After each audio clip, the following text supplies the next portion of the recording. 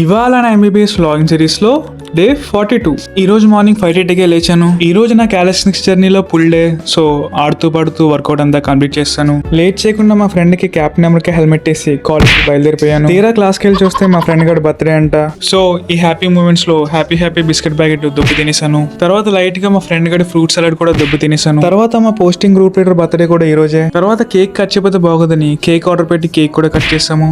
ఆ కేక్ కూడా దొబ్బు తిందామని అనుకున్నాం గానీ ఆ కేక్ తో మా ఫ్రెండ్ గడు World War 3 స్టార్ట్ చేశాడు. కాబట్టి ఆ కేక్ తిన్న మానేసి ప్రతి ఒక్కరు కేక్ తో వార్ స్టార్ట్ చేశారు. ఆ కేక్ వల్ల ఆల్మోస్ట్ కాలేజీలోనే తలస్నానం చేస్తాను. రూమ్ కి రాగానే స్నూపీ గడ్ నా అవతారం చూసి షాక్ అయ్యాడు. మధ్యాహ్నం పడుకుందాం అని లైబ్రరీకి వెళ్ళాను. తర్వాత వెళ్ళేటప్పుడు స్టైల్ కి ఏదో ట్రై చేద్దాం అనుకున్నాను, కానీ ఫ్లాప్ అయ్యాను. ఈవినింగ్ మార్నింగ్ నుంచి నా చిట్టుగడ ఎందుకో స్టార్ట్ అవ్వట్లేదని మెకానిక్ దగ్గర తీసుకెళ్దాం రెడీ అయ్యాను. దీనికి నేను దానికి కొన్నదానికన్నా డబుల్ పెట్టుబడి పెట్టుంటాను. దానికి మినిమం ఒక 5,000 అవుద్దని మెకానిక్ షాప్ అన్న అన్నాడు.